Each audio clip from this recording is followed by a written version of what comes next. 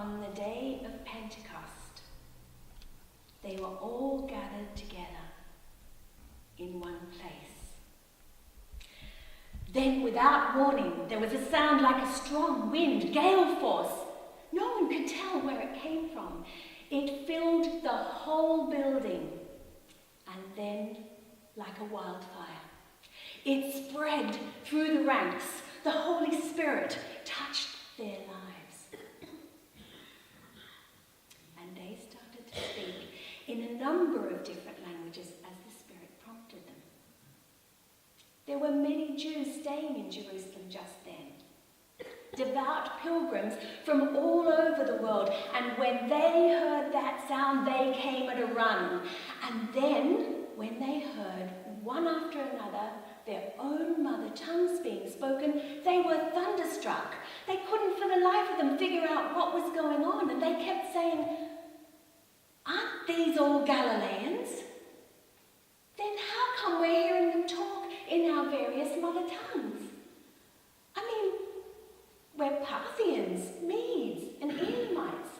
There's visitors from Mesopotamia and Judea and Cappadocia. Some of us are from Pontus and Asia, Phrygia, Pamphylia, Egypt, and those parts of Libya belonging to Cyrene. There's immigrants from Rome, both Jews and proselytes. There's even Cretans and Arabs. They're speaking our languages, describing God's mighty works." Their heads were spinning. They couldn't make head or tail of it. They talked back and forth, confused. What is going on here? But others joked. "They're drunk on cheap wine." And that's when Peter stood up. And backed by the other 11, he spoke out with bold urgency. "Fellow Jews, and all of you who are visiting Jerusalem, listen carefully and make sure you get this story straight. These people aren't drunk, as some of you suspect. They haven't had time to get drunk. It's only 9 o'clock in the morning. No, this is what the prophet Joel announced would happen. Do you remember it? He said, 'In the last days,' God says, 'I will pour out my Spirit on every kind of people. Your sons will prophesy, your daughters also. Your young men will see visions. Your old men will dream dreams. When the day comes, when that time comes, I will pour out my Spirit on those who serve me. Men and women both, and they'll prophesy.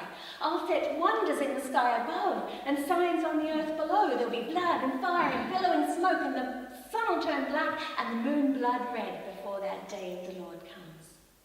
That day, tremendous and marvelous.